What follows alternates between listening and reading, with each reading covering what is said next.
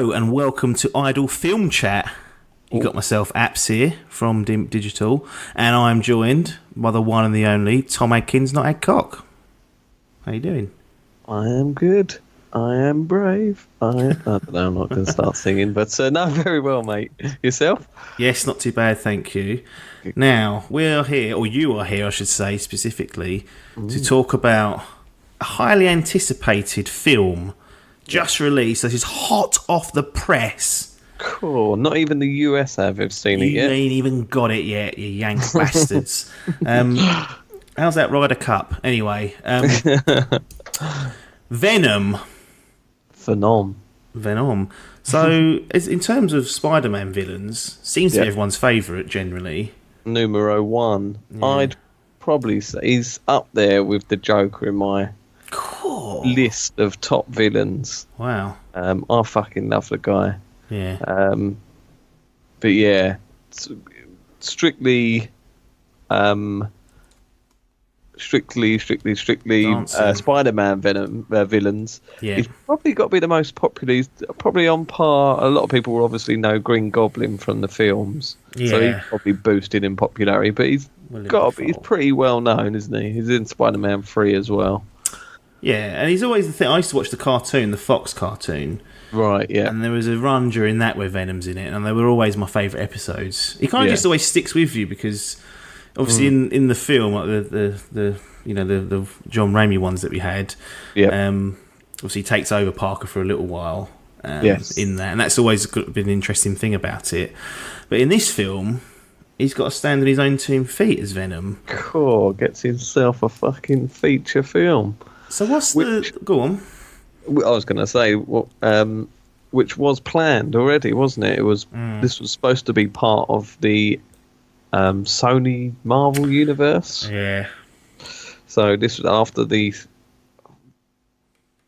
the poo cluster of fucking Amazing Spider-Man 2, which wasn't a big poo cluster, to be fair. It was alright. I didn't mind it. I've seen worse. Yeah, they had planned for this film. Yeah.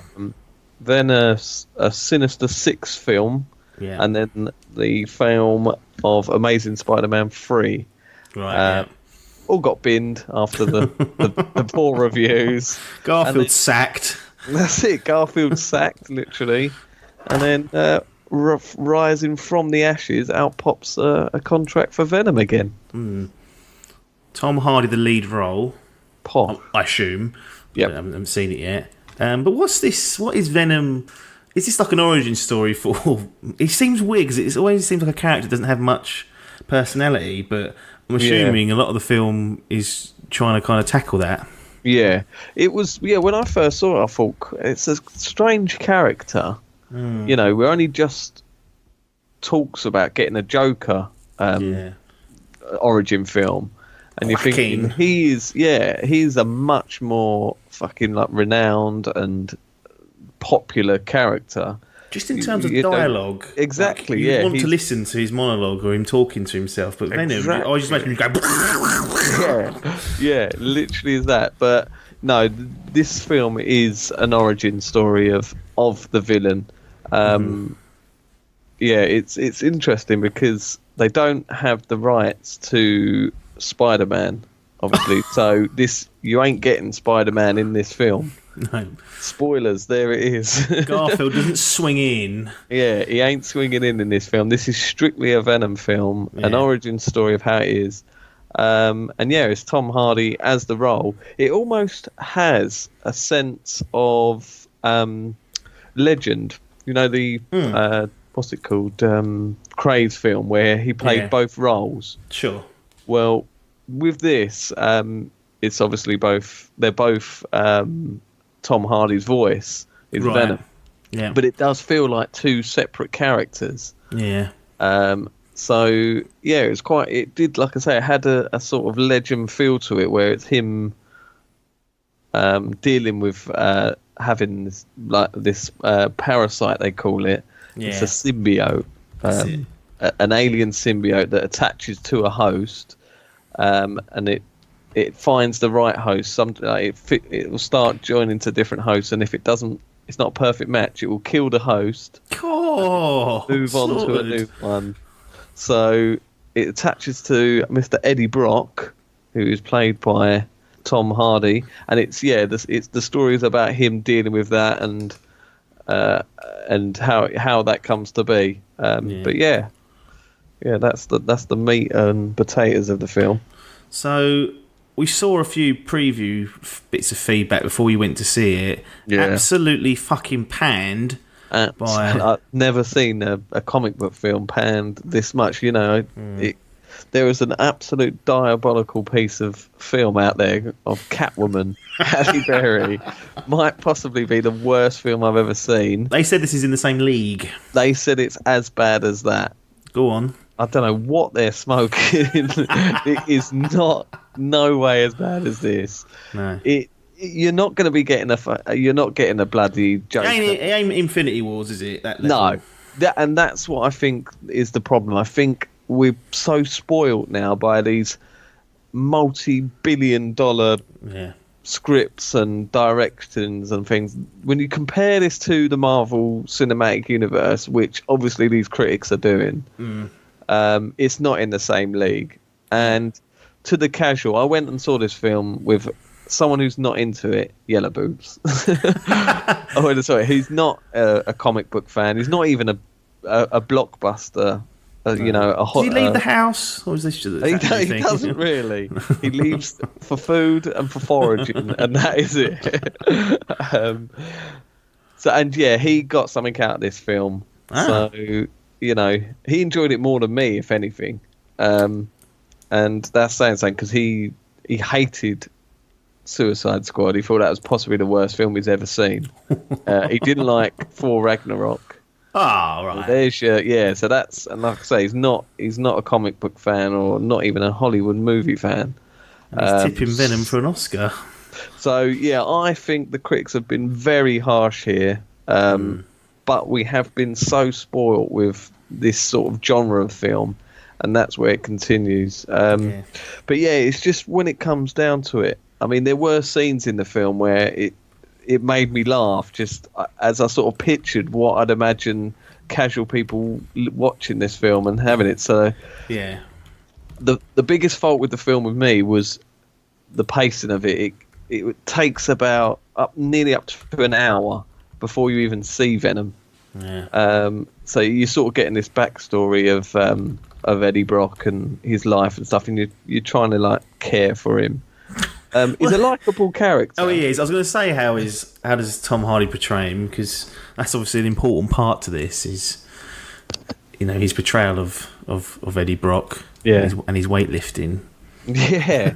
Well, that's the thing as well. That wasn't even in it at all, which annoyed me. But it's not in any of the films. No one's picking up on that. They get the weefiest actors. At least it's Tom Hardy's hard now. It's all right. Well, I always assumed that he was a weef, but no, you said no, he lifts weights. And I was like, Christ, absolute bruiser. Peter Parker outdone again. That's it. But so they've taken their own sort of take on the character, but they have stuck seldomly to the comics. So I think the hardcore fans, mate, I've got all the comics. I need to dig them out because they could be worth some dollar in a minute. Get that done. But like I say, the pacing of it takes a long while, and you're set to care. You're trying to care, and you're like, oh, okay, we know he's going to turn into Venom, so can we get this moving? Yeah. And then boom, there's like a turning point in the film, and that's when he starts becoming Venom. Yeah. And that's where the film flourishes. I think we cut that hour out of that film. Just do it in a little text thing at the start. Say, Eddie Brock got caught by a symbiote. That's it, here we go. Let's start. Exactly. And from there, the film just changed for me. This humour came out the film. It was making me piss myself at points. So that's what I wanted to ask you. What the tone of this film is? Is it meant to be a serious take, or is it comedy? Because in the trailers, I felt like it was quite tonally confused, but on the side of being funny, or trying to be funny, I should say. Yeah, that's the thing. Is I think where a lot of these critics are having a go at is because it doesn't really know what it wants to be, and like I say, that clicking point, you are literally going from this tonal sort of dark. It's quite like, I think Logan would struggle with this. The first hour, it's dark and there's some pretty gruesome scenes. It's only a 12, I think. I love that Logan's at the bar of. I know he is. Yeah. Of scaredness or like, he might struggle with it. It's like, right, if you've got a weak stomach, or you get scared easy, keep away from this. That's it. Yeah, Logan is my bar. So I think he would struggle with it. It was set to be an 18, I think, but obviously when Marvel got their mitts on, well, obviously they're going to have their mitts on it, but once they knew it was being released, they want to get a broader audience, so they've got it down to a 12. But it's a dark film for a 12. But yeah, it seems to have this dark tonal sort of thing. You're thinking, right, this is pretty much like a horror film here, which is like learning about this. Yeah. The symbiote itself and stuff. You're thinking, right, this is going to be a horror, and then it switches and it becomes like a comedy almost. Right. It's sort of, and it's the relationship between Venom and Eddie Brock, and it's like a mental illness at first, a bit like old Hellblade.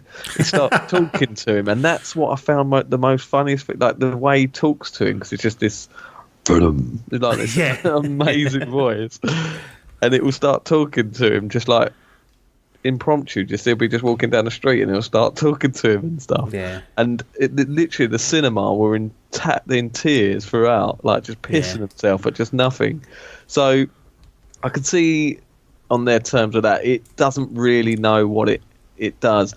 But from that point, the film doesn't take itself too seriously. That's the thing. If the whole film would have done that, straight from the get-go, it could have been, it would have been getting definite high scores.